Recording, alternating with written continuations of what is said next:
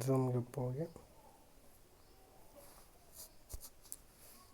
ಇಲ್ಲಿ ಬಂದು ಶೆಡ್ಯೂಲ್, ಇಲ್ಲಿ ಎಷ್ಟು ಡೇಟ್ ಇದೆ, ಡೇಟು ಯಾವ ಡೇಟಲ್ಲಿ ಇದು ಮಾಡ್ಕೊತೀವಿ ಸೆಟ್ ಮಾಡ್ಕೋಬೇಕು. ನೆಕ್ಸ್ಟು ಟೈಮಿಂಗ್ಸ್, ನಾವು ಯಾವಾಗ ಸ್ಟಾರ್ಟ್ ಮಾಡ್ಕೊತೀವಿ ಸೆಟ್ ಮಾಡ್ಕೋಬೇಕು. ಮತ್ತು ಎಷ್ಟು ಗಂಟೆಗೆ ಕ್ಲೋಸ್ ಮಾಡ್ತೀವಿ ಅದನ್ನೆಲ್ಲ ಈ ಥರ ಸೆಟ್ ಮಾಡ್ಕೋಬೇಕು.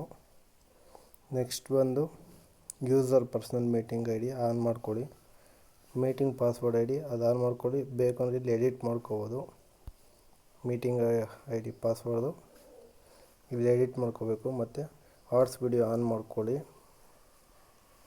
ನೆಕ್ಸ್ಟು ಇಷ್ಟು ಆನ್ ಮಾಡಿಕೊಂಡು ಇಲ್ಲಿ ಡನ್ ಅಂತ ಇದೆ ಅಲ್ವಾ, ಇದ್ರ ಮೇಲೆ ಡನ್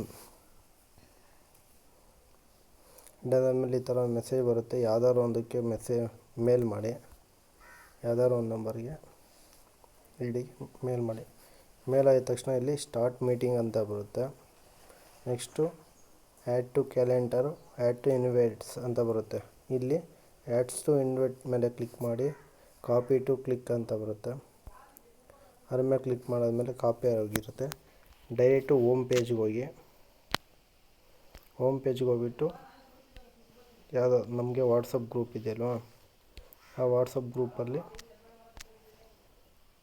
ಈ ಥರ ನಮ್ಮ ಇದರಲ್ಲಿ ಬಂದುಬಿಟ್ಟು ಪೇಸ್ಟ್ ಕೊಟ್ಟರೆ ಈ ಥರ ಬರುತ್ತೆ.